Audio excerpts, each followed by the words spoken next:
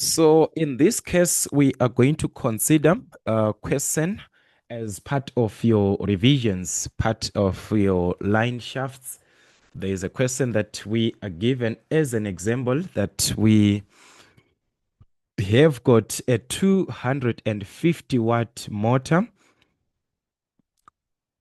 which rotates a shaft with a diameter of so a 250-watt motor rotates a shaft. Remember, from our introduction, I say that the motor must rotate what the shaft. So according to the information that we are given, here I'm just gonna take our data. There is the power of the motor measured in watts. So that power is the one that is used to rotate the shaft. So that is 250 watts. The diameter 20 millimeters of what? Of a shaft. So there is the diameter of the shaft, which is given as 20 millimeters. All right, so we can convert this one to meters. All right, remember millimeters, milli times 10 to the exponent of -3. So 20 times 10 to the exponent of -3 is going to give us what? 0.02. So that's 0.02 in meters. You can also have the radius from there for the sake of your calculations, because you know that mostly if you are dealing with the shaft, you need its radius. So radius, that's diameter over 2. So divide by 2, that will be 0.01 in meters. All right. Then we also have the speed. Okay, we are given that it rotates the shaft with a diameter of at a speed of. So we are also given the speed of 340 revs per watt per minute. From that information, calculate one, the torque transmitted by the shaft. You must be very, very careful. The torque that is transmitted by the what? By the shaft.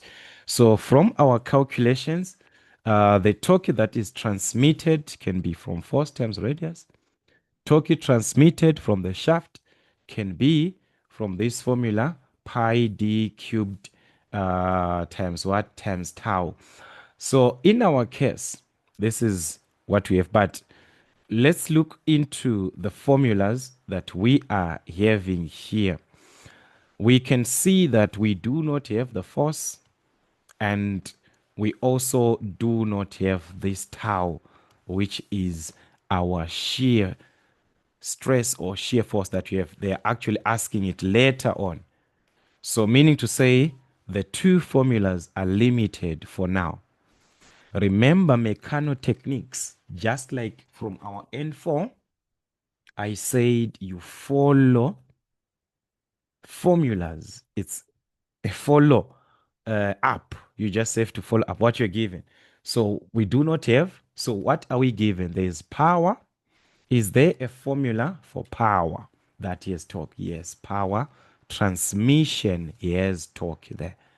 We have the speed, it is given, so we can use the power and calculate our torque from there. All right, so that is how you simply answer these questions. So number one,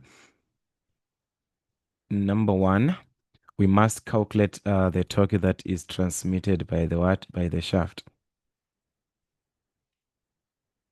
So we said we do not have a direct formula for now, but we can calculate it what? From power. P is equal to 2 pi nt over what? Over 60, where T is the one that we are to calculate our torque. We are given these, so we can make it the subject. Remember, guys, I had this one as the subject. Multiply here 60 times P, then you could then divide by 2 pi n. So that's it. We're going to have our torque in what? In Newton meters. All right, so that's 60 times, all right, sorry for that. So we're going to multiply to the power 250 watts. So this is 250 over what?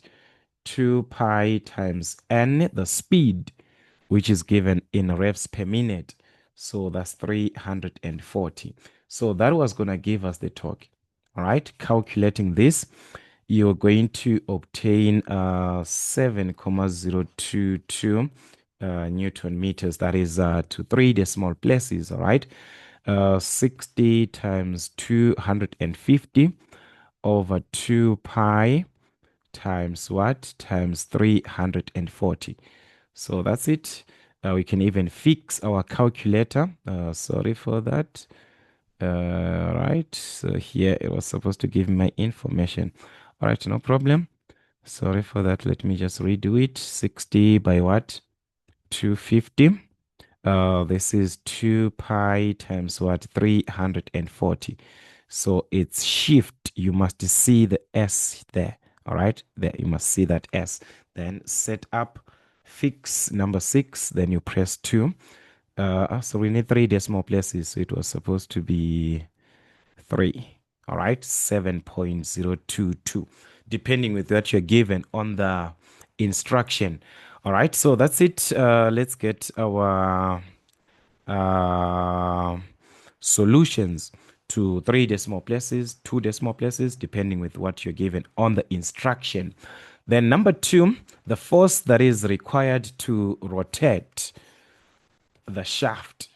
Remember before we couldn't manage to use the formula which had the force, the first one, because we were not having that force. So since we have the torque and the radius of that, we can calculate the force using what? The first formula, since we calculated that in the first place, in the first question. All right, so that is going to be our second part, which is the force. So from the same torque that we calculated, we do understand it is also force times what? Force times radius. So since we need the force, simply divide by what?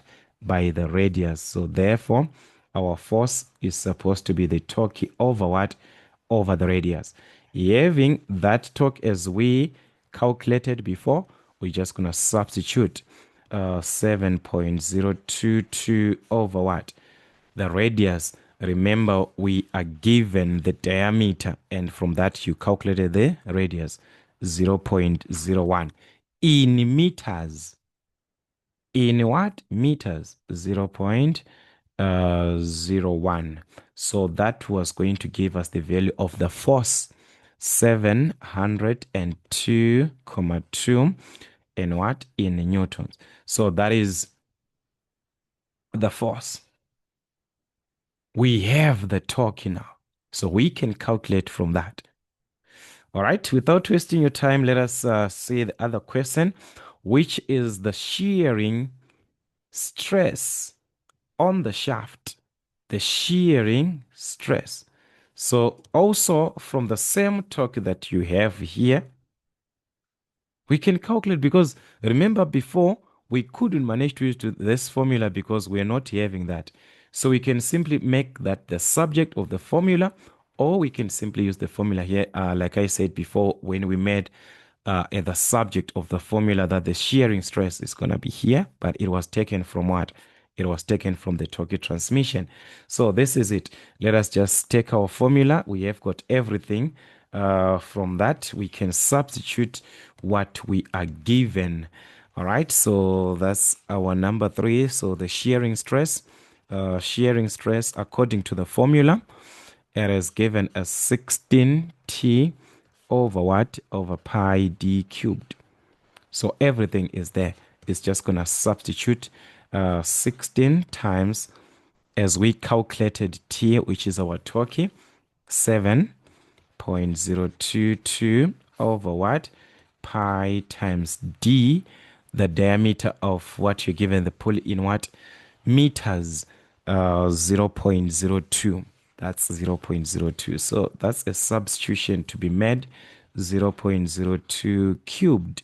All right, so that was going to give us the shearing stress, and this is in what? In pascals, and you can convert to megapascals, kilopascals, depending with your final answer at the end. That's 7.022 over pi times 0.02, that's 0.02 cubed to the exponent of 3. So this is what you're going to get in pascals. So we can convert that one to megapascals. So remember, megapascals is times 10 to the exponent of 6. So converting to the megapascals, whatever that you have on your calculator, simply multiply it by 10 to the exponent of negative 6. On your calculator, multiply by 10 to the exponent of negative 6. Your answer will be in mega. You multiply by the opposite, remember? So times 10 to the exponent of what? Negative 6. This answer that we get 4.470, which is 4.47, 4.47, it will be directly in what? Megapascals. So that's it. You've converted to megapascals. If it was kilopascal, what is on your calculator, multiply by the opposite, 10 to the exponent of what? Negative 3. Remember, kilo is positive 3. So you put a negative. Mega to the exponent of 6, you put a negative on your calculator to convert to that megapascal. So that is some of the conversions. We talked about this just for a recap for those who have forgotten some of these from your N4. This is what you can have. So basically, revise the basics. And like I said, be part of membership because we are going to look into more questions based on our line shafts in the next classes.